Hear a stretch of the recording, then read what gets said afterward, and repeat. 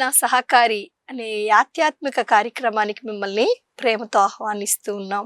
ఈ దిన పాఠం మరి ఏమి ధ్యానించనై ఉన్నామంటే యెహోషువ గ్రంథంలో నుంచి మనం చూసినట్లయితే యాజకుల యొక్క పాదాలు ఏ రీతిగా యోర్దాను నదిలో అడుగు పెడితే ఎటువంటి అద్భుతం దేవుడు జరిగించాడో మనం చూసినట్లయితే మరి ఇక్కడ యెహోషువ గ్రంథం 5వ అధ్యాయంలో రాయబడుతున్న మాట ఏంటి అంటే మరి యెహోషువ గ్రంథం 5వ అధ్యాయం 1వ వచనం, వారు దాటుచుండగా ఇశ్రాయేలు ఎదుట నుండి యెహోవా యోర్దాను నీళ్లను ఎండజేసిన సంగతి యోర్దానుకు పడమట దిక్కునున్న అమ్మోరీయుల రాజులందరూ సముద్రమునొద్దనున్న కానానీయుల రాజులందరూ వినినప్పుడు వారి గుండెలు చెదిరిపోయిను.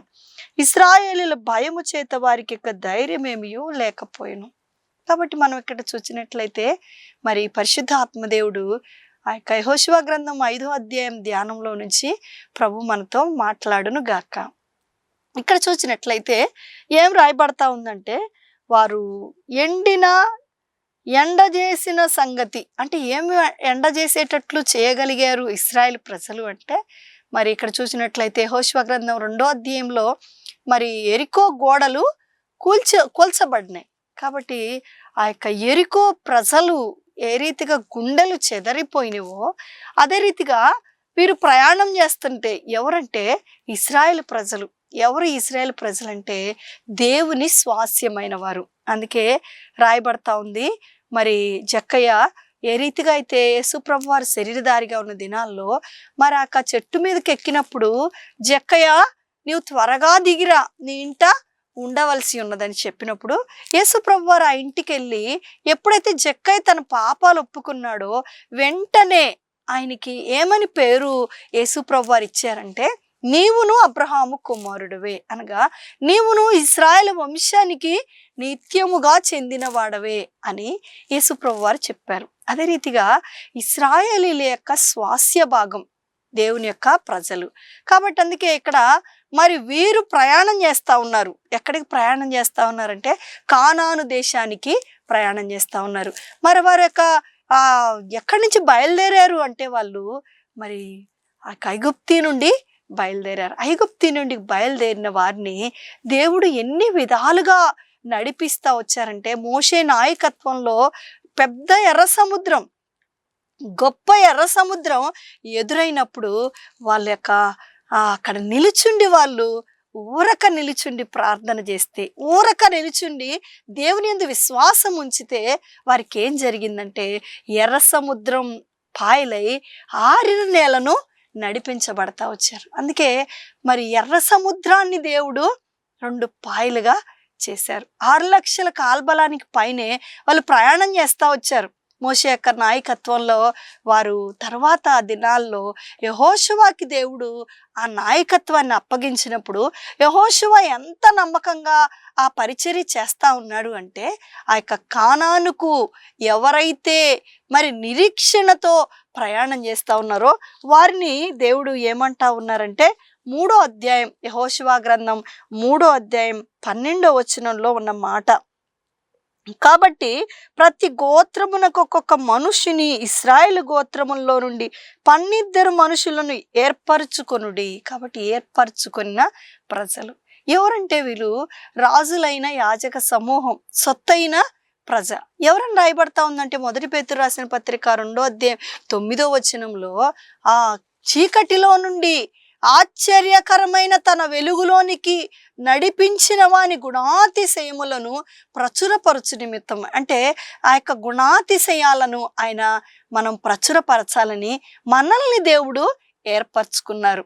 ఎవరైతే యేసుక్రీస్తు ప్రభువుని మనం నోటితో ఒప్పుకొని హృదయమందు విశ్వసిస్తున్నాము అంటే అది మన గొప్పతనం కాదు, కానీ యేసు ప్రభువారే ఆయన ఎవరైనా తండ్రి ఆకర్షించకుండా ఆయన వద్దకు ఎవ్వరూ రాలేరు అని చెప్పారు. కాబట్టి పరలోక తండ్రి మన మీద కనికెరపడినారు.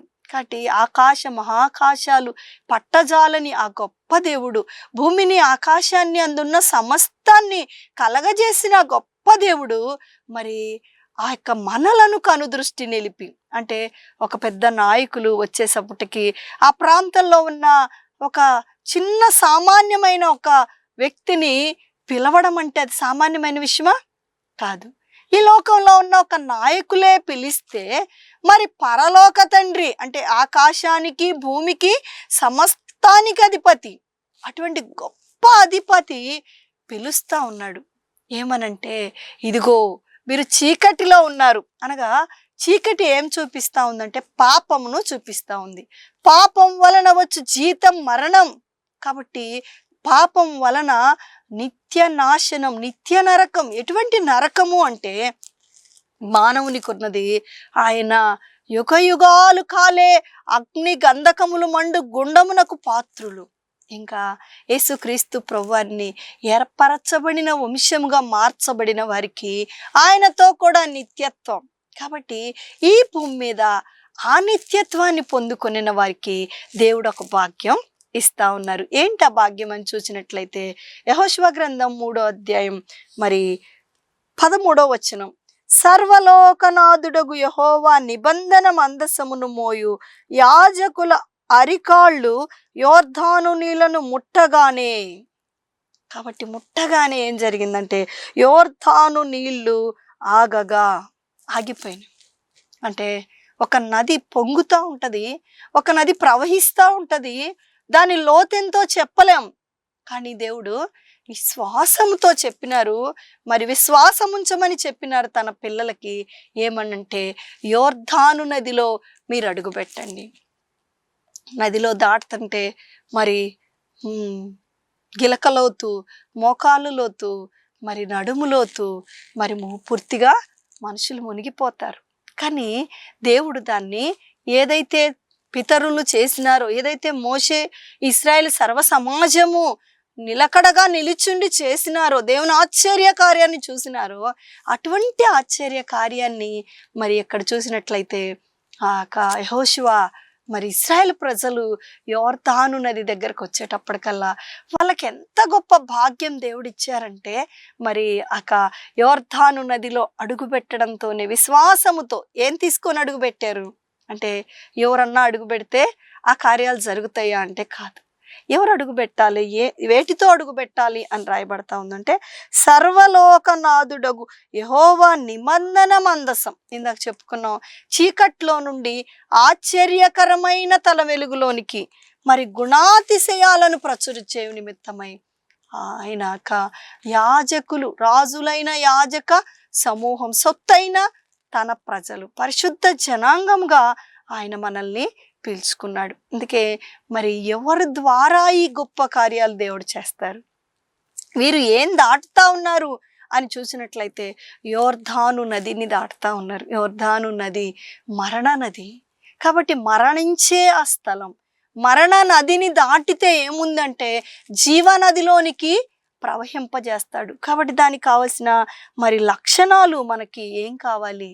ఆ యోర్దాను నది అంటే ఒక మరణాన్ని, ఒక మరణపు ముళ్ళును చూపిస్తూ ఉంది.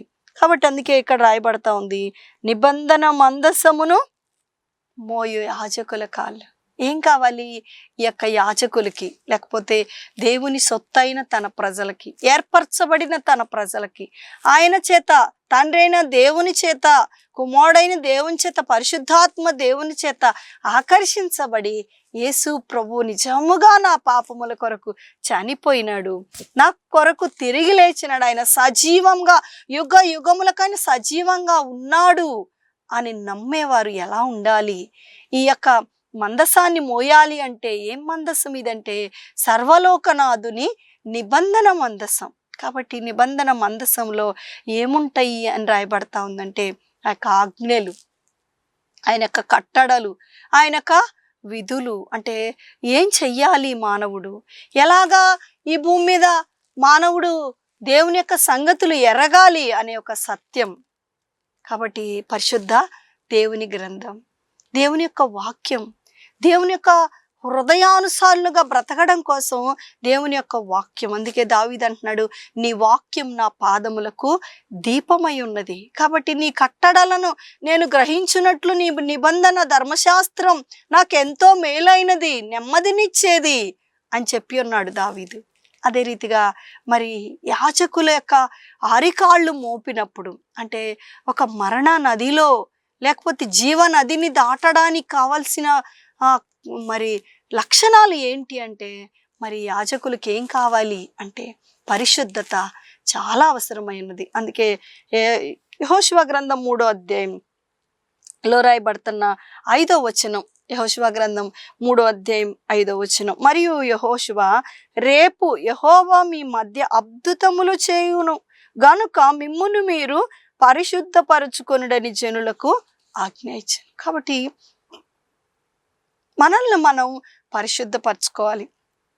అందుకే రాయబడతా ఉంది, యేసు రక్తం ప్రతి పాపము నుండి మనలను పవిత్రులుగా చేయును. యేసు రక్తం, యేసు ప్రభు వారి యొక్క రక్త ప్రోక్షణ కిందకి వచ్చినట్లయితే యేసయ్యా నా అక్క పాపాలను క్షమించండి. యేసు రక్తం ప్రతి పాపము నుండి మనలను పవిత్రులుగా చేయును. కాబట్టి యేసు ప్రభు వారి యొక్క రక్త ప్రోక్షణ కిందకి రావాలని, అప్పుడు మాత్రమే పరిశుద్ధులుగా చేయబడతాం. కాబట్టి అప్పుడు మాత్రమే అద్భుత కార్యాలను మన జీవితంలో చూడగలుగుతాం. అపవిత్రమైనది ఆయన చూడలేరు. అపవిత్ర క్రియల దగ్గర దేవుడు ఉండరు.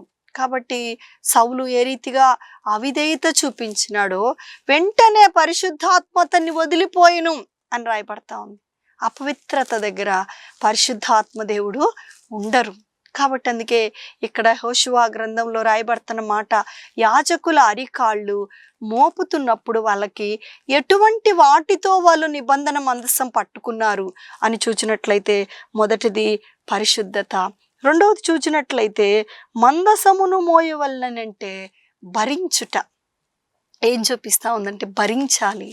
ప్రతి పరిస్థితిని సులువుగా చిక్కులు పెట్టు పాపమును విడిచి విశ్వాసమున కర్త దాన్ని కొనసాగించువాడైన యేసు వైపు చూచు మరి భరించాలి. అంటే మోస్తున్న వాటిని భరించాలి. అందుకే మత్తయి సువార్త 11వ అధ్యాయం 28, 29 వచనాల్లో రాయబడుతున్న మాట, ప్రయాసపడి భారం మోసుకొనుచున్న సమస్త జనులారా నా యొద్దకు రండి, నేను మీకు విశ్రాంతిని కలగజేసేదని అన్నాడు. కాబట్టి మరి యొక్క పనుల భారం యెహోవా మీద మోపుము, అప్పుడు నీ కార్యములను నేను సఫలపరిచెదను. సామెతలు 16:3 ప్రకారంగా. కాబట్టి ఆయన మరి భారం భరించినప్పుడు, భారం మోస్తున్న వారులారా నా యొద్దకు రండి, నేను మీ భారాన్ని సులువుగా, మీ యొక్క భారాన్ని తేలికగా నేను చేస్తాను. కాబట్టి అందుకే భారమును మోయువారులారా సమస్త జనులారా, ప్రయాసపడి భారం మోసుకొనుచున్న సమస్త జనులారా నా యొద్దకు రండి, నేను విశ్రాంతిని అనుగ్రహిస్తా. కాబట్టి ఒకవేళ కాడి బరువుగా ఉండొచ్చు, మోస్తున్న పరిస్థితులు, వ్యాధులు, లేకపోతే కలవరకరమైన పరిస్థితులు ఎన్నో విధాలుగా హృదయాన్ని, పరిస్థితులను కలవరపెట్టచ్చు. కానీ పరిశుద్ధత కలిగి ఉండాలి. పరిశుద్ధత కలిగి ఉన్నప్పుడు మొదటిగా ఈ అద్భుతాలను మనం చూడగలం. రెండవదిగా ఆయన మందసాన్ని లేక విశ్వాసాన్ని, లేకపోతే పరిస్థితులను విశ్వాసముంచి మోయగలిగే వారంగా ఉండాలి.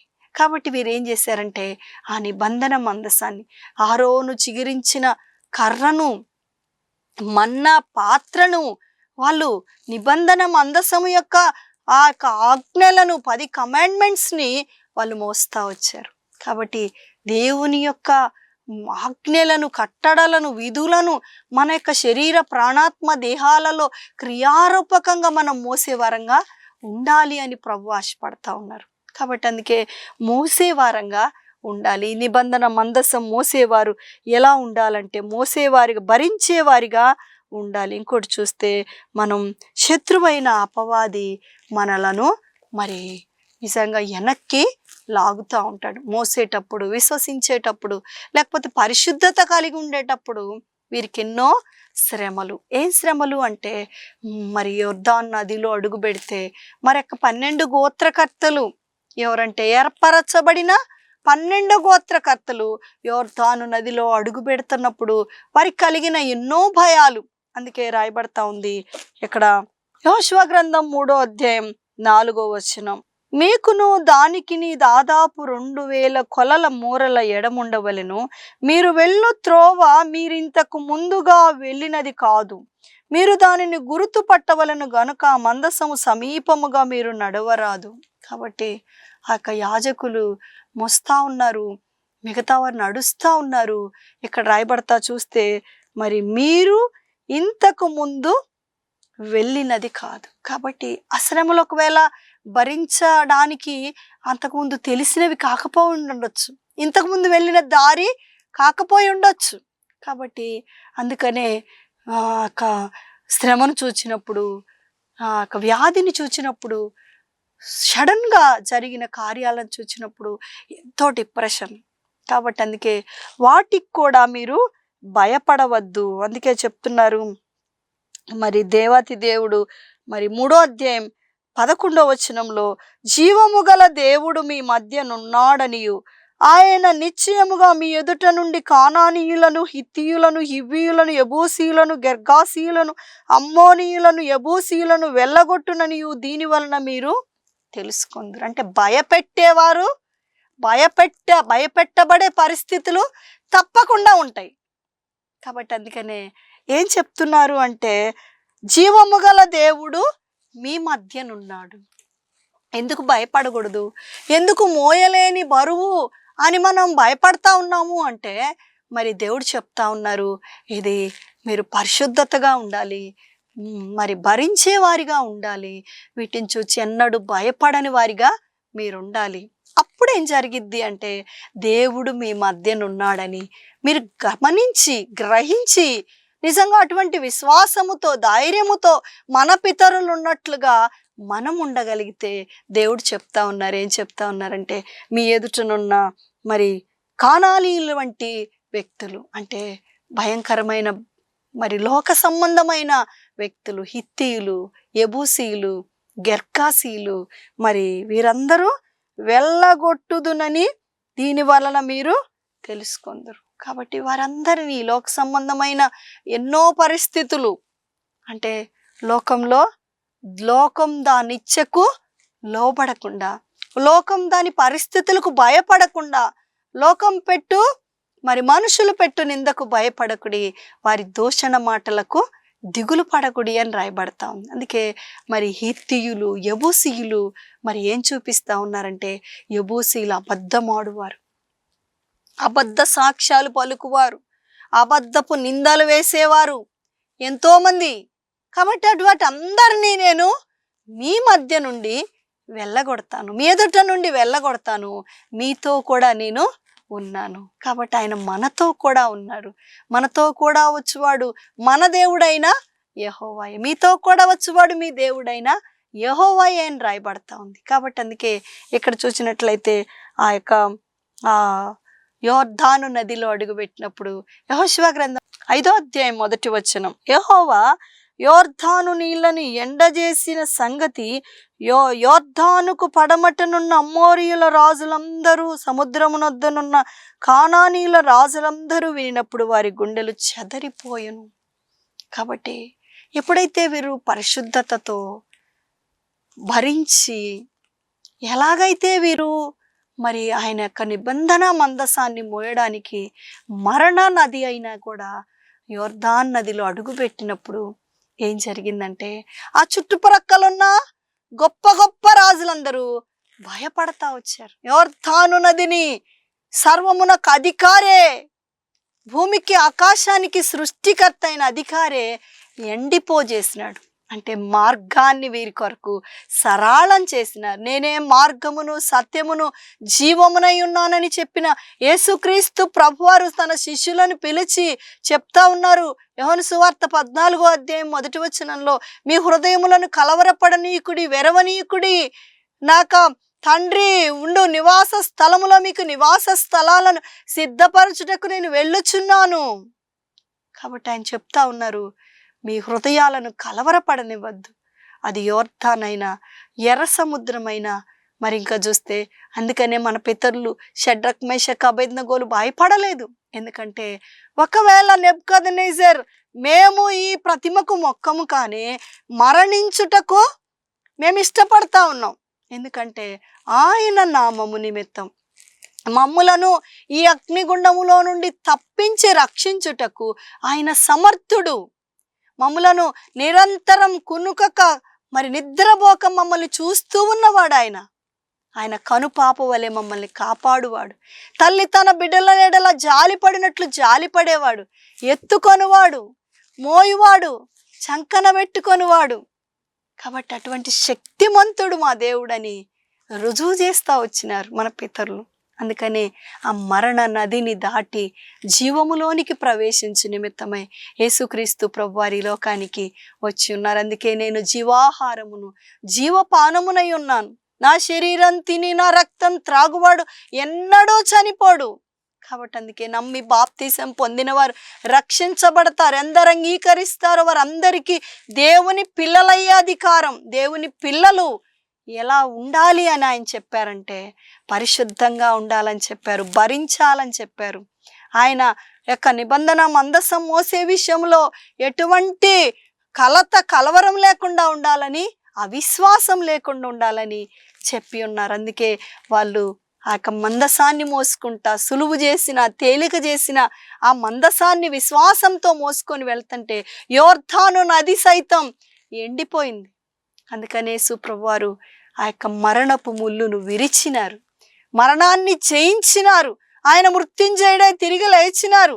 అందుకోసమే నీ కోసం నా కోసం ఆయన తన యొక్క కల్వరి శిలువలో తన దేహమంతా ప్రాణమంతా ఆయన యొక్క పిల్లల కొరకు, సర్వమానవ కోటి కొరకై ఆయన రక్తాన్ని చిందించినారు. ఆ రక్తములో విశ్వాసముతో అడిగిన వారికి, ఆ రక్తములో కడగబడాలని హృదయములో విశ్వాసం ఉంచిన వారికి జీవనదిలోనికి దాటే గొప్ప కృప. ఇంకా చూస్తే ఆయన రక్తంలో కడగబడిన పిల్లలకి భూమి మీద అధికారం. అందుకనే సమాధానకర్తయగు దేవుడు శీఘ్రముగా సాతానుణ్ణి మీ కాళ్ళ కింద చితకద్రొక్కించినానని చెప్పినారు. కాబట్టి మరణానికి అప్పగించబడే పాపాన్ని శత్రువైన అపవాది మనల్ని కుయుక్తి కలిగి పన్నాగములు కలిగి హబక్కూకు రాసిన గ్రంథం 2వ అధ్యాయంలో రాయబడతా ఉంది. గుచ్చి లాగి వాడు దిమ్మరించుకొని చేపలను పట్టినట్లుగా వలవేసి వాడు సమాధికి తీసుకొని వెళ్ళిపోతా ఉన్నాడు. ఎంతో మంది యవన బిడ్డలను, కలవరపరచబడుతున్న హృదయాలను దిమ్మరించుకొని తీసుకొని వెళ్ళిపోతా ఉన్నాడు. అటువంటి మరణ నదిలో నుండి మన దేవాతి దేవుడు తన పిల్లల ఎడల జాలిపడినాడు. ఒక తల్లి తన బిడ్డ ఎదురుగా చనిపోతుంటే ఎలాగ ఓర్చుకోలేదో అలాగా దేవాతి దేవుడు యేసు ప్రభువారి తండ్రి దగ్గర సజీవముగా వెళ్ళి విజ్ఞాపన చేస్తా ఉన్నారు. ప్రతి మానవుని కొరకు నిత్య జీవములోనికి నిన్ను నన్ను దాటించాలని ఆయన ఆశపడతా ఉన్నారు. కనుక యేసు ప్రభువారి కల్వరి శిలువ యొక్క ప్రేమను ఇంకా తృణీకరిస్తూ, ఇంకా నిర్లక్ష్యం చేస్తూ, ఇంకా త్రోసివేస్తూ ఉంటే ఇదిగో నీకోసమే ఈ యొక్క సువార్త, ఈ శుభవార్త ఏంటి అంటే యేసు ప్రభువాన్ని హృదయంలో చేర్చుకోవడానికి నోటితో ఒప్పుకో, హృదయమందు విశ్వసించు, యేసు ప్రభువాని బిడ్డగా నన్ను చేసుకో అని అనడంతోనే ఆయన నీ కొరకు తొంగి చూస్తూ ఉన్నారు, నీ కొరకు ఎదురు చూస్తూ ఉన్న ఆయన చేతులు చాపుతా ఉన్నారు. గాయపడిన చేతులు, ఆయన చేతులు గాయాలు చేయబడినాయి అంట, అరచేతుల్లో గాయాలు చేయబడినాయి. ఆయన యొక్క గాయాలు ఒళ్ళంతా గాయాలతోనే ఉన్నాడు. ఆయన తండ్రి దగ్గర విజ్ఞాపన చేస్తూ చేతులు చాపైన పిలుస్తూ ఉన్నారు. ఇదిగో ఈ యోర్దాను వంటి పరిస్థితిని దాటడానికి నేను నీకు సహాయం చేస్తా. నీ ఎదుటనున్న ఎటువంటి పరిస్థితి అయినా నేను మార్చడానికి, ఎండిపో చేయడానికి, నీకు మార్గాన్ని సరళం చేయడానికి ఇదిగో నేను నీకోసం ఈ యొక్క రక్షణ సువార్తను లేకపోతే ఈ శుభవార్తను తీసుకొని వచ్చానని యేసు ప్రభువారు మనల్ని పిలుస్తా ఉన్నారు. కాబట్టి యోర్దాను నదిలో అడుగు పెడితే ఏకరాశిగా నిలిచి వారందరూ నిబంధన మందసాన్ని తీసుకొని వెళ్ళి సాక్షార్థంగా వాళ్ళు రాళ్లను నిలిపి, ఆ యొక్క 12 గోత్రకర్తల యొక్క రాళ్లను నిలిపి పిల్ల తరతరములు ఆ యొక్క సాక్ష్యముగా వాళ్ళు నిలబెట్టినారు. అందుకే ఐగుప్తు యొక్క అవమానాన్ని ఆయన దొర్లించి వేస్తా ఉన్నారు. 5వ అధ్యాయం యెహోషువ గ్రంథం 9వ వచనంలో చూస్తే, అప్పుడు యెహోవా నేడు నేను ఐగుప్తి అవమానమును మీ మీద నుండకుండా దొర్లించి వేసి ఉన్నానని యెహోషువతో అనెను. అందుచేత నేటి వరకు ఆ చోటికి గిల్గాలను పేరు పెట్టబడెను. దొర్లించుట కాబట్టి పాపము నుండి దొర్లించబడడం, శపితమైన జీవితము నుండి దొర్లించబడటం, నిరాశ అనే జీవితము నుండి దొర్లించబడటం యేసు ప్రభువారి యొక్క వాక్యం ద్వారా ఆయన మాట్లాడతారు, స్వరం ద్వారా ఆయన మాట్లాడతారు, ఆయన దర్శిస్తారు. ముఖాముఖిగా మనుషునితో మనుషుడు మాట్లాడునట్లు మోషేతో మన పితరులతో మాట్లాడారు ఆయన. కాబట్టి స్నేహితునితో స్నేహితుడు మాట్లాడినట్లు మాట్లాడారు దావీదుతో దేవుడు. కాబట్టి అలాగా మాటలాడే దేవుడు. అందుకే మరి ఆయన ఐగుప్తి యొక్క అవమానాన్ని, ఐగుప్తిలో లోకములో ఎన్నో రోగాలు, ఎన్నో పరిస్థితులు ఉన్నాయి, వాటన్నిటిలో నుండి ఆయన ఎటువంటి శక్తిమంతుడో.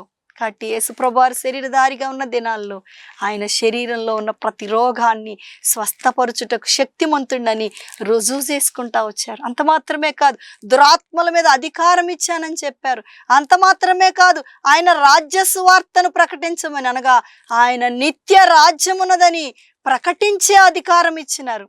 అంత మాత్రమే కాదు, చనిపోయిన వారిని తిరిగి లేపినారు. నిన్ను నన్ను కూడా ఆయనలో కడగబడితే, ఆయన రక్తములో కడగబడితే, ఆయనతో ఉందామని ఆశపడితే, ఆయన వాక్యాన్ని చదవడానికి ఇష్టపడితే, ఆయన మందిరానికి రావడానికి ఇష్టపడితే, ఆయన సహవాసములో ఉండడానికి ఇష్టపడితే, ఆయన ఏమంటున్నారంటే, ఇదిగో నా యొక్క శరీరం తిని నా రక్తం త్రాగువాడు, అనగా ఆయన యొక్క సహవాసములో పాలు పంపులు పొందినవాడు ఏం చేయబడతాడంటే నిత్య జీవమునకు వారసుడు, ఎన్నడో చనిపోడు. అనగా ఒకవేళ ఈ భూమి మీద ఈ శరీరంలో ఈ ప్రాణం పోగొట్టుకోవచ్చేమో కానీ ఈ ప్రాణం నిరంతరం ఆయనతో కూడా ఉండే ఒక కృపని మన పితరులకు ఇచ్చారు. అట్టి భాగ్యం ఇవ్వడానికి పరిశుద్ధాత్మ దేవుడు, దేవాతి దేవుడు మన కొరకు ఎదురు చూస్తూ ఉన్నాడు. అట్టి ఆశపడిన వారు ఎవరైనా ఉన్నట్లయితే, మోకరించినట్లయితే మీకోసం మేము ప్రార్థన చేస్తాం. ప్రేమ నమ్మకం కలిగిన మా ప్రియమైన పరలోకపు తండ్రి, మీకు వందనాలు, స్తుతులు, స్తోత్రాలయ్యా. జీవాధిపతి సర్వాధికారి మీకు స్తోత్రాలు. యెహోషువ ఏ రీతిగా అయితే మా పితరులు నాయన 12 గోత్రకర్తలు ఏ రీతిగా అయితే అక్క యొర్దాను నదిలో మందసమును, సర్వలోకనాథుని నిబంధన మందసమును మోసుకొని పోవు యాజకుల అరికాళ్ళు నా తండ్రి యొర్దాను నదిలో అడుగుబెట్టడంతోనే ప్రభువా అయ్యా, నీ పిల్లలు అడుగుబెట్టిన ప్రతి స్థలములో ఎంతో శక్తివంతముగా మార్చే దేవుడవు నాయన, ఆటంకాలు తొలగించే దేవుడవు నాయన. అటువంటి ఆటంకాలు కలిగిన మరి యొర్దాను నది వంటి భయపెట్టే భయంకరమైన ఐగుప్తి అవమానాన్ని కూడా మీరు దొరిలించి వేసి ఆ యొక్క యొర్దాను నదిని ఎండజేసి ప్రభువా మార్గాన్ని సరళం చేసిన దేవుడు. అట్టి కృపతో తండ్రి ఎవరైతే మిమ్మల్ని అంగీకరించి ఆయన వారి పరిస్థితుల మధ్యలో ప్రభువా నాకు కూడా గొప్ప కార్యం చేయండి, మిమ్మల్ని అంగీకరిస్తున్నానయ్యా, ఆ నెమ్మది నాకు కూడా ఇవ్వండి అని ఎవరైతే అడుగుతా ఉన్నారో ప్రభువా అట్టి వారికి కూడా మీ కృపను అత్యధికంగా అనుగ్రహించండి దేవా. మీ చేతులకు బిడ్డల యొక్క అవసరతల అక్కర్లు మీరే తీర్చి క్రీస్తేసు మహిమైశ్వర్యములో మీ కృప చేత మమ్మలను బలపరచవలసిందిగా వేడుకుంటూ మహిమ ఘనత ప్రభావాలు మీకు ఆరోపించుకుంటూ యేసు ప్రభు వారి శ్రేష్టమైన నామమున అడిగి వేడుచున్నాం తండ్రి, ఆమేన్. Praise the lord. యేసే నా సహకారి అనే ఆధ్యాత్మిక కార్యక్రమాన్ని చూచి మీరు దైవ దీవెనలు పొందవలనని ప్రభునామపేట మీకు మనవి చేస్తా ఉన్నాను. Praise the lord.